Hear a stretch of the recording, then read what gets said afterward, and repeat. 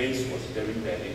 That is drawing the attention to people's awareness that teenage brains are still developing, and they are developing at different phase, different rate, depending on what is the brain function.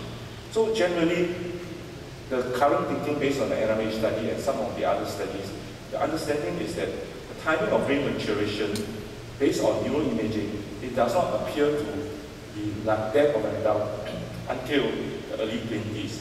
Previously, we think that by adolescent years, they would really be adult-like. So that's the first point. Second, what are the challenges and risks during adolescence? Young people are close to peak of physical health and strength, as we understand, when they have a puberty spurt. The other challenges is really in many countries, many societies, the mortality rates between early and late adolescence is significantly different. There is a rise. Some countries in the US, it peaked, but of course in our local context, there's a rise. It's very simple to understand. Adolescents, late adolescents, they are more mobile, financially they are more independent, they are more capable of doing things, and of course, they remain just as impulsive.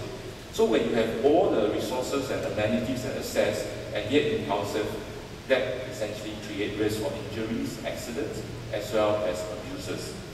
And of course, in terms of a legal society, delinquency rates obviously are higher among younger males, and the risk of alcohol abuse can be a serious challenge for some group of adolescents due to peer pressure as well as early exposure. On this note, I would just want to share a very interesting anecdote that I learned from my young psychologist whom I was having dinner a year ago at a conference. And I realized that she was able to drink beer, drink wine, and hold it very well at the young age of 25. So I said, oh, you have a very good tolerance. And she smiled and she said, from 12 years old, my dad has been training me to expose me to alcohol so that I can hold it, so that when I become of age, I'll not be taken advantage by other men. So that was an early starter by addressing the risk in advance.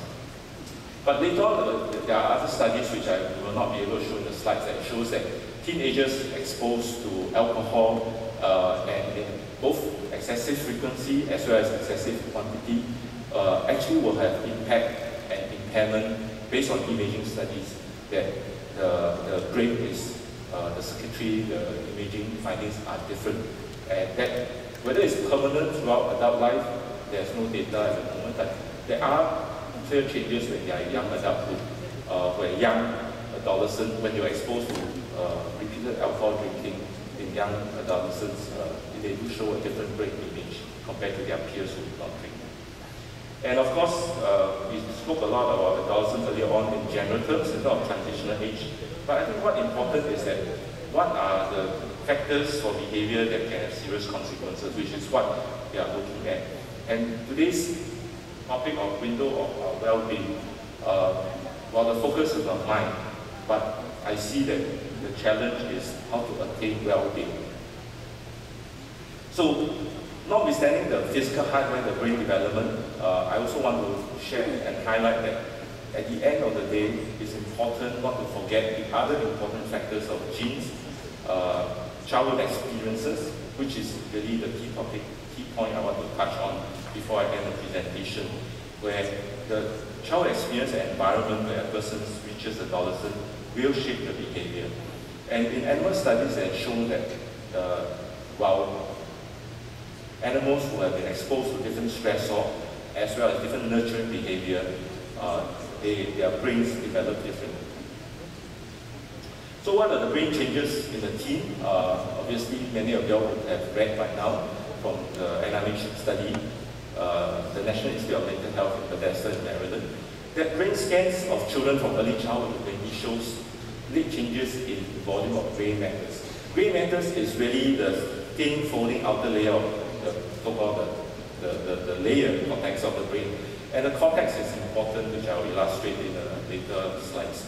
And through childhood, the volume of gray matter in the cortex actually increases even before the adolescence, but then they decline. And this is the concept of pruning that we have heard in the last 5 years, where there's significant pruning. And the high point or the volume of brain matters occurs during adolescence, and subsequently there is a stabilization and a decline. And of course, when we talk about dementia in the elderly or pre-senile dementia, obviously what we are looking at and worried about is the loss of the gray cell or loss of the cortex thickness, loss of the cortex volume, because we lose the cell. So the best part of brain development is at birth as well as until adolescence, and the rapid growth actually allows the brain to establish circuits. And circuits are connected by synapses. And this is where the synapse actually contribute, more synapses contribute to more connection, and more connection allows the brain to synthesize many of the different impulses or messages through and process it, and that actually allows us to attain higher learning or higher executive function. So the gray matter, as I mentioned, is really the cell, without a cell. And you can see in the slides there, where there's a cross-section, that means cutting the brain horizontally, the gray and the whitish matter. Whitish matter is all the nerve fibers, it's like branches, and then the gray matter is like the leaves. So the gray matter actually is important because it allows the cell to generate the impulses. But you need the nerve fibers below to send the impulses or the signals and then connect the next cell. And it's these synapses, as I said, the more synapses are established and grow over age, it allows more circuits to be connected. But of course, if you look at the tele-box exchange, it is very clear that when you have too much wires, signals can get disconnected or can become inefficient in transmission. So the good thing about nature is that during the later part of the teenage years, during the later part of childhood years into teenage years, they will be pruning. And how does pruning, like we prune a fruit tree in our orchard, is really prune off the branches that may not be productive later on. So the concept of pruning is really depending on whether the synapses are used frequently and exercised frequently. The more exercise the synapses are used and exercised, the more they are retained. The less they are used, they will be pruned and they will disappear. How it disappears is still an area of science that I think the scientists are looking at closely. There's no resolution at this point in time, but that is something that we understand currently. And the synapse pruning is an important aspect of gaining efficiency in our thinking process before we reach adulthood. So exactly what is the important component of teen brain in the developing body that will contribute or affect the mind? Obviously, there are four important psychosocial behavior that the brains control, the hardware control, that will impact the behavior, the emotion, which extend to the larger context and space of mind. Obviously, one is impulsivity, which the frontal lobe, prefrontal cortex, which is the brain just behind our forehead, is really responsible for. And then, of course, the emotion, which is the amygdala, a deeper, small area, deeper part of the brain. Then the other thing is, importantly, is that we are all familiar with the risk-taking behavior and the thrill-seeking behavior of teenagers. The thrill thinking is something that comes up during this phase. And of course, I talk about logical thinking, so the reverse is illogical. Rebellious is the reverse of conforming, something that young children are familiar with. So in our local context, what are the critical phase of life trajectory from a child to adolescent in our Singapore context? Obviously, our children go through preschool, primary and secondary school. But the stresses and the demands, as well as the growth opportunity comes during the primary school, secondary school, as well as tertiary education. And for the boys, they go to national service. That is another important so-called rite of passage and life experiences. And of course, by the time they reach 20, some of them may have a chance to hold their first job. And of course, there are challenges that we are aware of. What are the risks that can develop into problems? Obviously, depression, which is more likely to develop in adolescence than in childhood. Of course, there are other family factors and genetic factors, as well as social environment deprivation. And of course, the other worries that we have in the hospital and clinician we see, of course, is really the loss of hope, the hopelessness, the existential issue, and of course, harming themselves or taking their own life. And obviously, for suicide attempt and suicide is one of the second or third leading cause of death after accident in teenagers, even in Singapore. Although the numbers are small, but in terms of ranking, it's about second or third.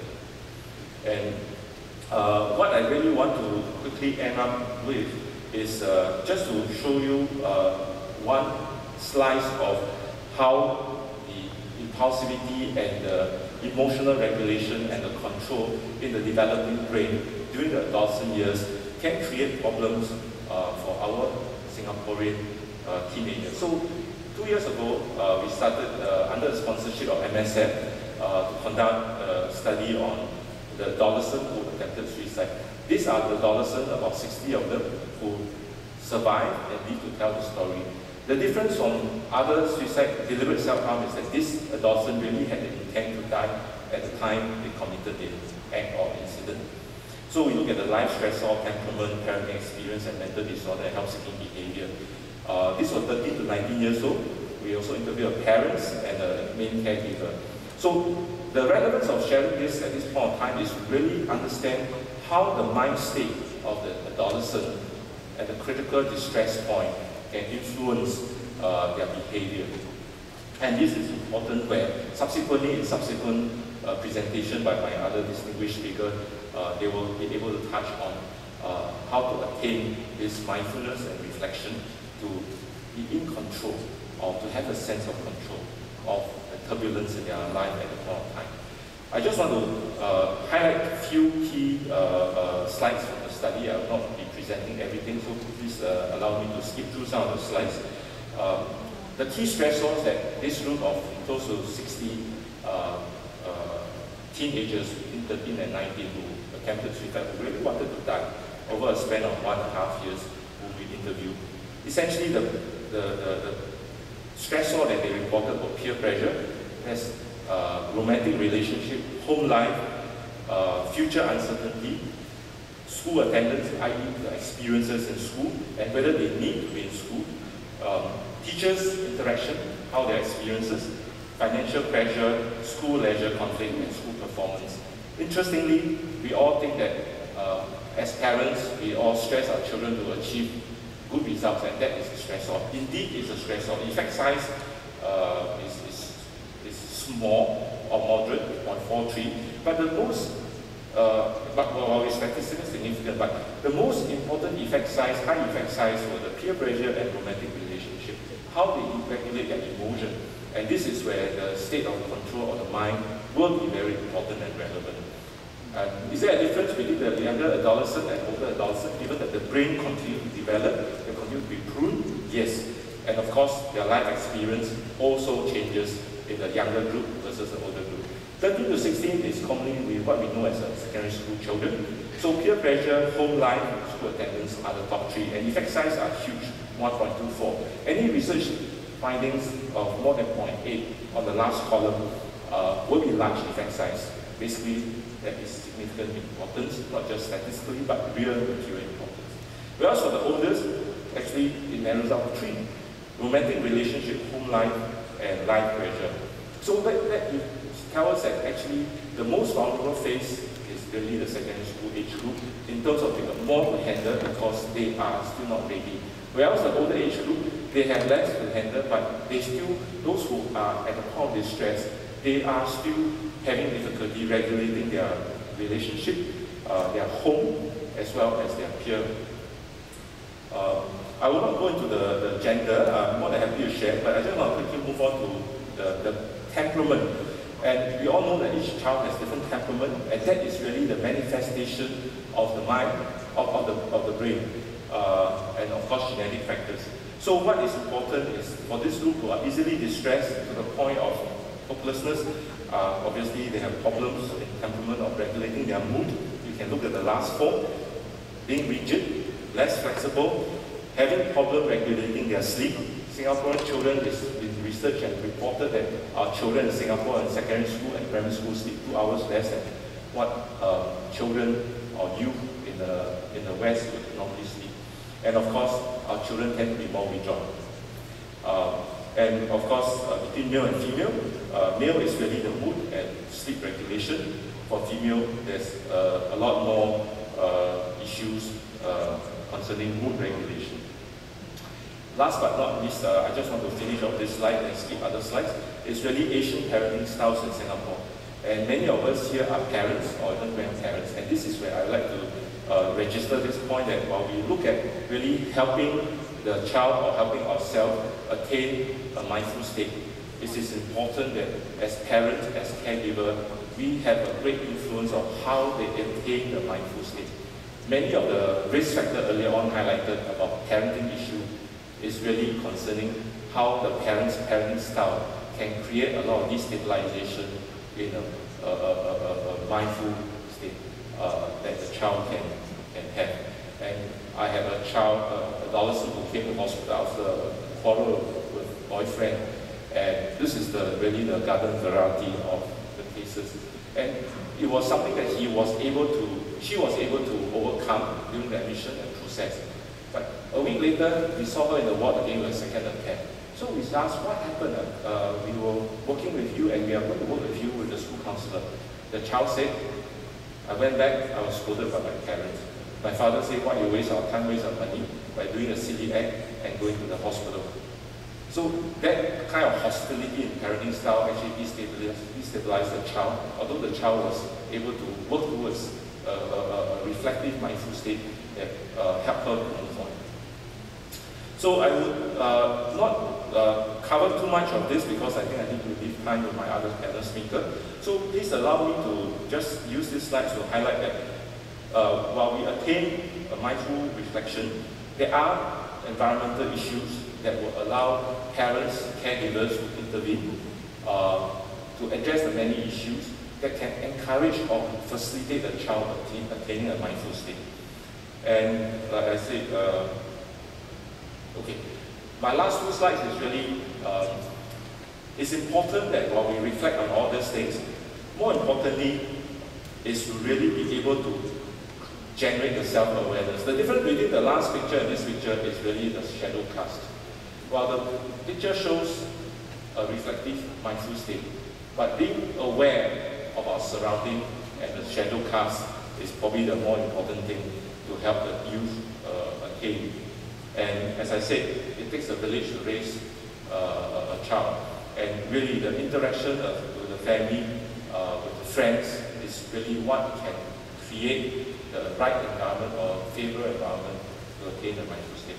So I will just leave this here, and I'll be more than happy to share with you all during the Q&A session so that my colleague will have the time to speak. So sorry that I took up a little bit more time. Thank you for your attention.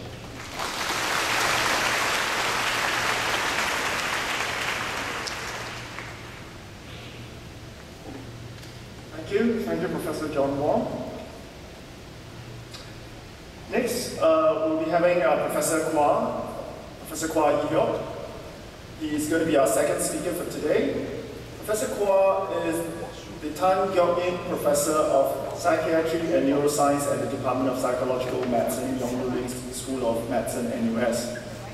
Professor Kwa has special interest in psychological disorders in old age, including dementia and depression. He recently completed a landmark study in Jurong, which showed that mindfulness practice can improve depression and anxiety in a cohort of elderly people. Today, he will present his groundbreaking findings with us. Professor, please.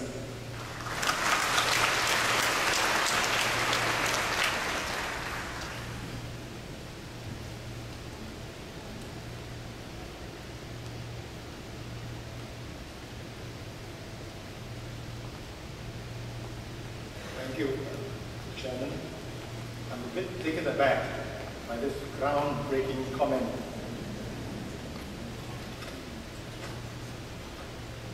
The Venerable Sid Wan Shun, distinguished guests, friends and colleagues. We have about 3 more months to celebrate SG 50. And there are discussions in many levels of society about whether Singapore will progress well for the next 50 years so that we can have another big bash in SG 100. I will definitely not be around to celebrate the centennial, although I suspect that Professor John Wong will just make it. About 10 years ago, I was invited to give a lecture at Cambridge University on our research on dementia. And in the evening, we were invited by the master of Fitzwilliam College for dinner. Some of you may know that Fitzwilliam College is the college where the late Mr. Lee Kuan Yew studied law. During dinner, an English professor said to all of us, you know, 40 years ago, Jamaica, Sri Lanka or Ceylon and Singapore were all British colonies. And on independence, we thought of that. Sri Lanka, with its vast resources, would do very well. And Singapore, we just coast along. After 40 years, we realized that we are wrong. Sri Lanka was struggling after a bitter civil war. And Singapore has surged past the pack in economic development. And then he asked me a question. What do you think are the factors which contribute to this economic miracle in Singapore? I paused for a while and I told the gathering that firstly, I'm not an economist, I'm a psychiatrist. Secondly, from my perspective, the success of Singapore is not rooted on economic principles, but on two factors of the human mind. And they are mental resilience and creativity, having new ideas. And I think for the next 50 years, we still need mental resilience and creativity. 2 weeks ago, I was taking the 4th-year medical students for tutorial. And one of them asked me, Professor, why do you do psychiatry? It seems like a very complex discipline of medicine. Well, I told him that some 40 years ago, when I first went to England from Malaysia, I was given a locum job in Manchester, in a geriatric hospital, and I was asked to look after 2 soldiers who were veterans of the First World War. The First World War was fought between 1914 and 1918 between Britain and the Allies, including France and Belgium and Russia, against Germany and Austria. And these 2 veterans, one of them told me that he volunteered at the time in his early 20s to fight for king, country, and empire. And he was sent to France. The Battle of Somme will be the first battle. He was in the trench in the battlefield of Somme. And when the battle started, a German shell came roaring through the field and blew off the head of the soldier beside him. And the head rolled down and next to his feet. He was frozen with fear. He couldn't fight anymore. He was evacuated from France and went back to England. It was similar for the other soldier. I was quite intrigued about this idea of mental resilience. Why is that some people will go through a great calamity like this, the First World War, and get on with life? The First World War was a very, very tragic phase of human history. 6 million young men died, fighting for king, country, and empire. And about 12 million people were casualties. But there are others like Sir Winston Churchill who survived the First World War with depression, but after that recovered, Britain during the Second World War. So I was very intrigued about human mind. Some people would survive, some people couldn't. 12 years ago, I was asked to help out by the Indonesian government during the tsunami. And you could see that some kids in Aceh were devastated by the death of their parents. Others were leaders in the camp. Something about how to react to stresses. 25 years ago, our department was part of the World Health Study, the global study of dementia. At the same time, there was a publication from the Australian Journal, an Australian psychiatrist trying to do a survey of all the Australian soldiers who were imprisoned in Singapore during the Second World War. When the war ended in 1945, they were sent back. When you were here in the Changi prison, you may have read the papers, tortured, eventually deprivation. So the Australian psychiatrists will find out how many of these people, after 40 years, still have symptoms of post-traumatic stress disorder. We found about 60%. It was the same time that we were doing the study in Singapore for elderly people with dementia. And I took the opportunity to do the same study, and I found only 5%. I don't have the time to discuss with you this variation, but suffice to say that all of us in this room are descendants of the war generation. And we are supposed to be very resilient. I want to shift here now and talk something about the quest for longevity. Every country on the planet is questing for longevity. A friend of mine who is a Christian missionary in Africa told me that in some parts of Africa, the life expectancy is only 45 years. And these young people die of HIV virus, AIDS virus. In Singapore today, the life expectancy for women is for 84 and men for 80. I think it's a very good reason for Singapore to celebrate. That we are the descendants of the war generation, that we are resilient, and the health services still very good. Unfortunately, you can hear lamentations everywhere. There are too many old people. To some people, they are a burden to society. What that is very sad is, often we measure a person's worth according to his market value or his economic value. Yesterday, I was reading an article from the Financial Times, and the writer was using a very old equation called the old dependency ratio. The numerator at the top of it are people above 65, and below are those 64 to 20, the working people in Singapore. So to him, it's written in London. In England, they're having a problem because the people 65 and above are retired.